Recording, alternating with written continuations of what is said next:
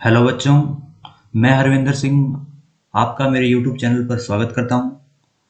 आज के इस लेक्चर 1.3 में हम बात करने वाले हैं संख्या पद्धति में अपरिमेय एवं वास्तविक संख्याओं के बारे में।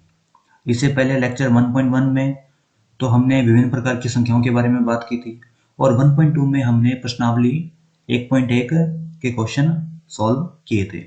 अगर आप लोगों ने लेक्चर 1.1 एंड 1.2 नहीं देखा है तो उसका लिंक मैंने डिस्क्रिप्शन में डाल दिया है, आप उस पर देख सकते हैं। तो आज के इस लेक्चर 1.3 में हम बात करने वाले हैं अपरिमेय एवं वास्तविक संख्याओं के बारे में। तो चलिए स्टार्ट करते हैं।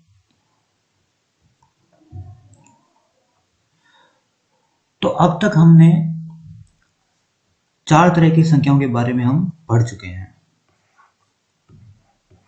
लेक्चर 1.1 में हमने बात की थी प्राकृत संख्याओं की, पूर्ण संख्याओं की, पूर्णांक की और परिमेय की। तो सबसे पहले हम इनका एक रिकैप कर लेते हैं कि देखते हैं कि कौन कौन सी जो संख्याएं हैं वो क्या क्या होती हैं। तो जो प्राकृत संख्याएं होती हैं वो हमको पता है कि किससे स्टार्ट होती हैं, एक से स्टार्ट होके अनंत तक चलती हैं। इसके बाद हमने देखा है कि पूर्ण संख्या क्या होती हैं। अगर प्राकृत संख्याओं में जीरो भी मिला दिया जाए तो वो पूर्ण संख्याएं होती हैं। ठीक है। इसके बाद हमने पूर्णांकों की बात की। अगर जो पूर्ण संख्याएं हैं वो सारी क्या होती हैं, धनात्मक होती हैं।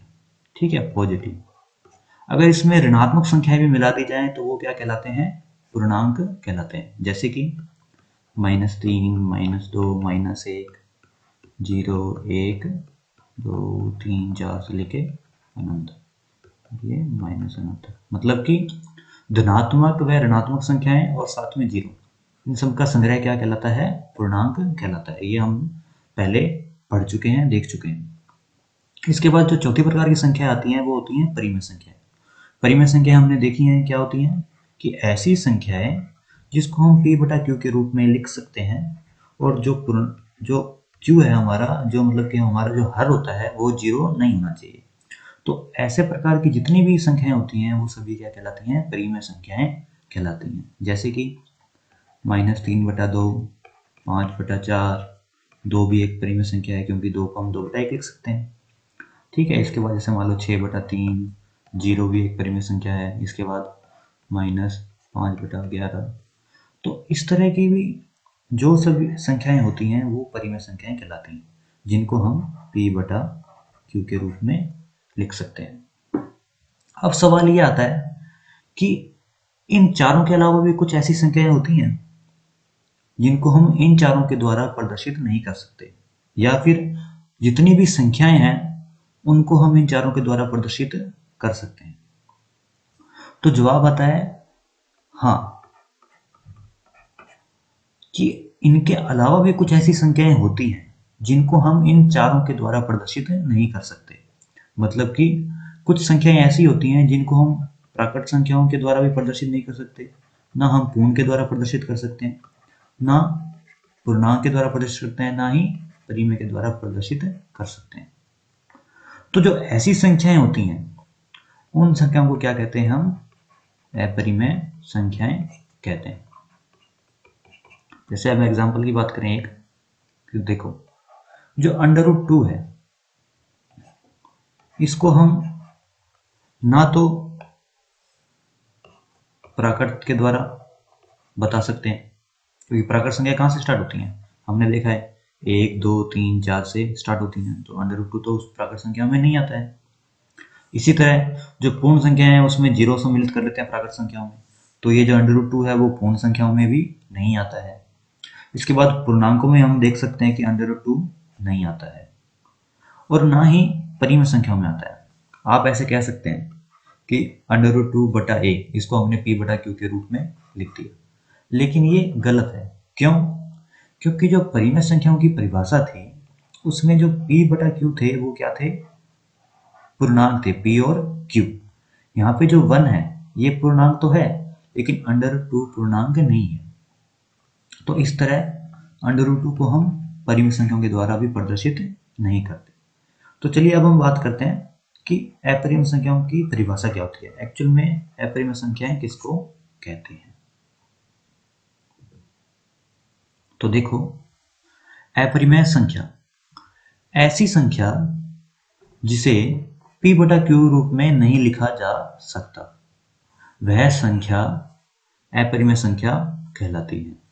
जहां पे p व q क्या होते हैं, पूर्णांक है, और q है नॉट इक्वल टू 0, मतलब कि जो हमारा हर है वो 0 नहीं होना चाहिए।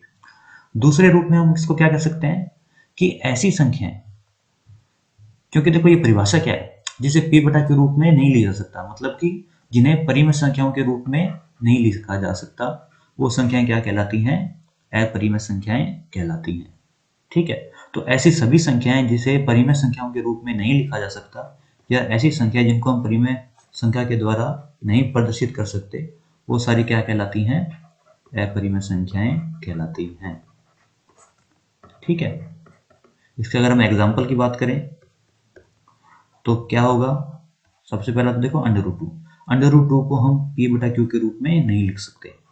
जैसे अंडर रूट 2 की वैल्यू क्या होती है, 1.41421, एंड ये आगे चलती जाती है। तो ऐसी कोई भी परिमेय संख्या नहीं है जिसका मान 1.4142 और ये आगे जितना जो चलता जाता है वो हो। ठीक है, तो अंडर रूट 2 भी एक अपरिमेय संख्या है। इसके अलावा अंडर रूट 3 अपरिमेय संख्या होती है, अंडर रूट 5 अपरिमेय संख्या होती है। ठीक है, अंडर रूट 7 अपरिमेय संख्या होती है। मतलब कि देखो, आप देख रहे हो under root 2, under root 3, under root 5 and under root 7, ये जो सभी संख्याएं हैं क्या है, अपरिमेय संख्याएं हैं। इसके अलावा हम पाई से जानकर है, तो पाई भी एक क्या होती है, अपरिमेय संख्याएं होती है। तो समझ में आया कि ऐसी सभी संख्याएं जिनको हम परिमेय संख्याओं के द्वारा नहीं दर्शा सकते, या फिर ऐसी सभी संख्याएं जो परिमेय संख्याएं नहीं है, वो कौन सी होती हैं, अपरिमेय संख्याएं होती हैं। इनके एग्जाम्पल हमने देख लिए कि क्या थे, एग्जाम्पल की बात कर ली हमने कि अंडर रूट 2 भी एक अपरिमेय संख्या है, अंडर रूट 3 भी अपरिमेय संख्या है, अंडर रूट 5 अपरिमेय संख्या है, अंडर रूट 7 अपरिमेय संख्या है, जो पाई है हमारा वो भी अपरिमेय संख्याएं होती हैं। ठीक है, क्योंकि इन सभी संख्याओं को हम p बटा q के रूप में नहीं लिख सकते। आगे आने वाले लेक्चर में हम जो दशमलव प्रसार है उस पर आधारित अपरिमेय संख्या की एक परिभाषा और देंगे, तो वो हम आगे के लेक्चर में देखेंगे। अभी के लिए हमको क्या पता है कि जो संख्याएं p बटा q के रूप में नहीं लिख सकते, या फिर जो संख्याएं परिमेय संख्याएं नहीं है, वो क्या कहलाती हैं, अपरिमेय संख्याएं कहलाती हैं। जैसे under root 2, under root 3, under root 5, under root 7 और पाई। ठीक है, तो ये हो गई अपरिमेय संख्याएं। अब हम बात करते हैं वास्तविक संख्याओं के बारे में कि वास्तविक संख्याएं क्या होती हैं। तो वास्तविक संख्याएं क्या होती हैं,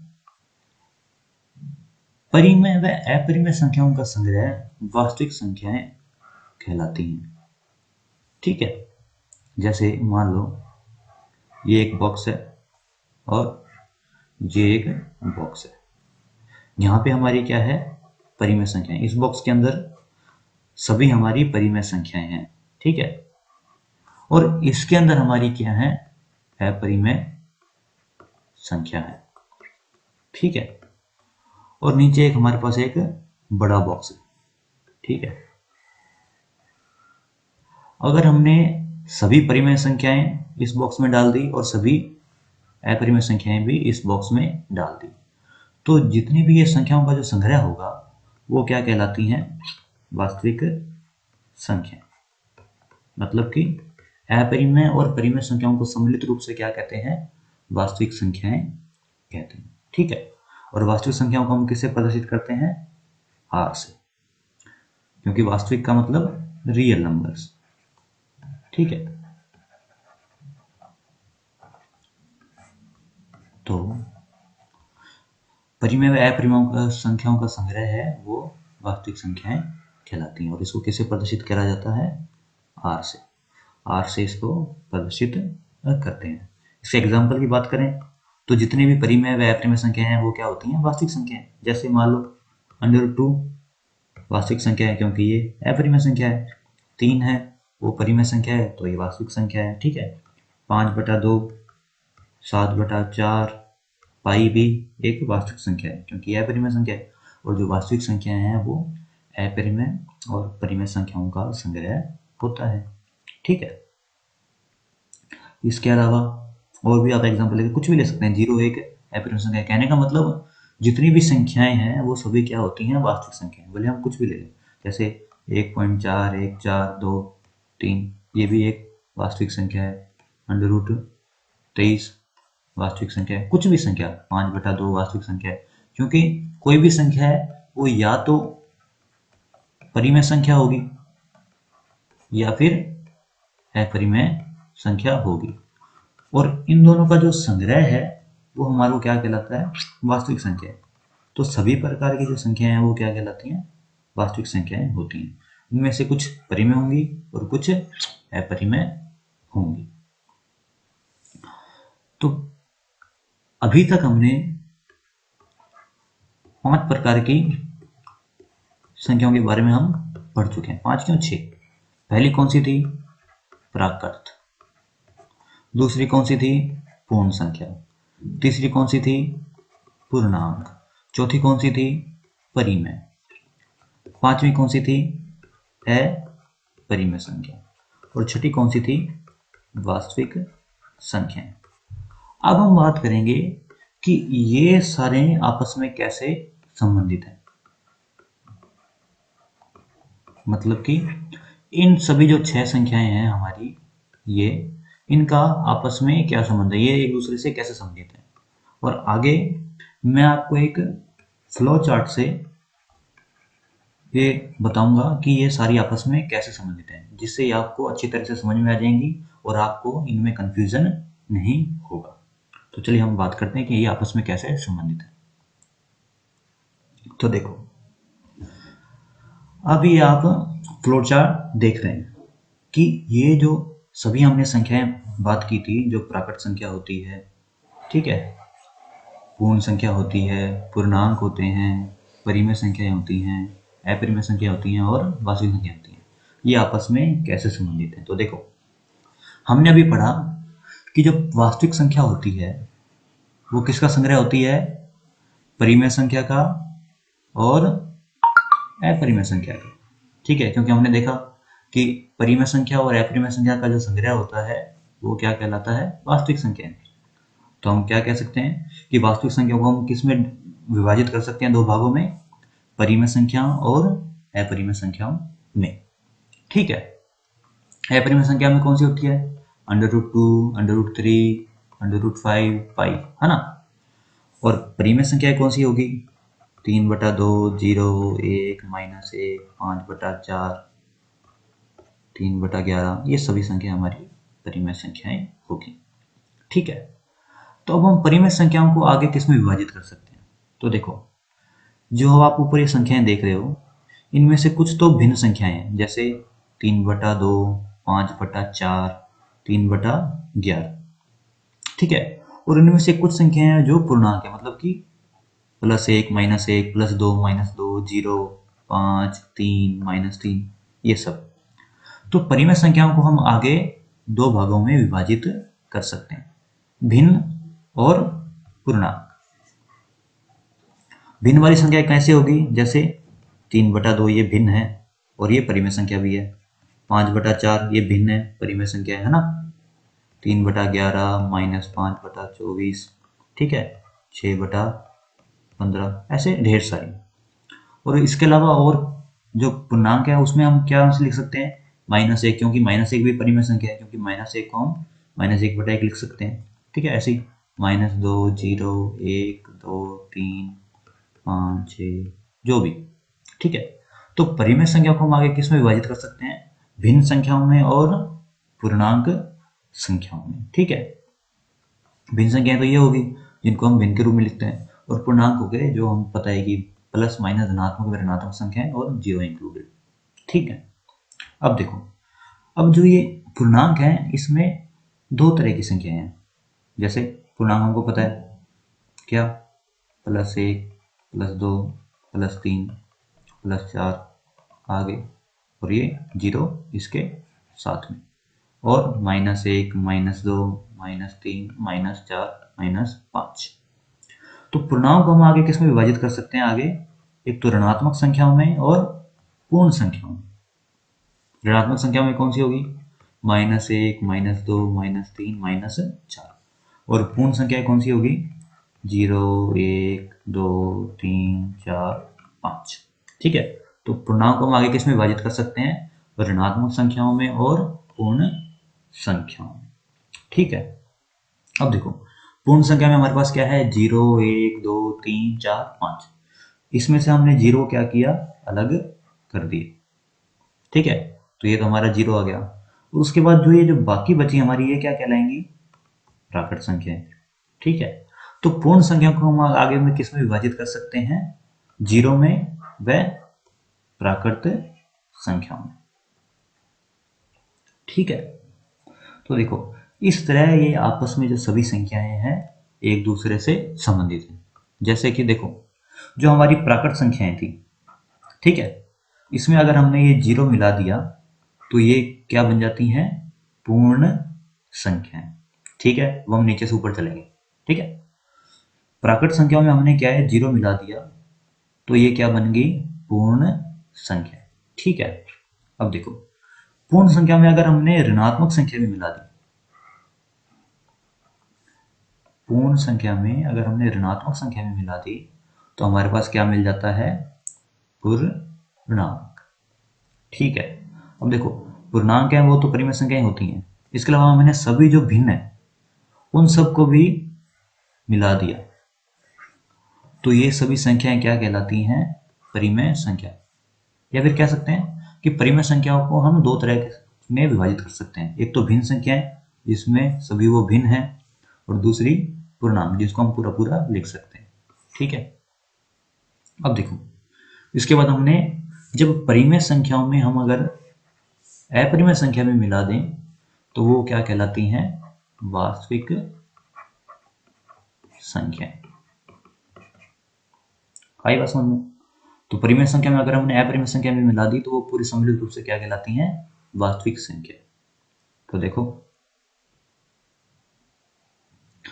देखो प्राकृत में 0 मिलाया, पूर्ण मिल गई। पूर्ण में ऋणात्मक मिलाए तो पूर्णांक मिल गई। पूर्णांक और भिन्न को सम्मिलित रूप से क्या कहते हैं हम? परिमेय संख्या। और परिमेय संख्या को हमने अगर अपरिमेय संख्या में मिला दिया तो क्या कहते हैं इसको? वास्तविक संख्या। मतलब कि जितनी भी संख्याएं हैं वो सभी क्या होंगी?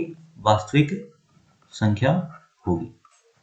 तो ये हम फ्लो चार्ट है, आप इसको याद कर सकते हो, जिससे आपको कोई भी जो संख्याएं उनको समझने में कोई भी दिक्कत नहीं होगी।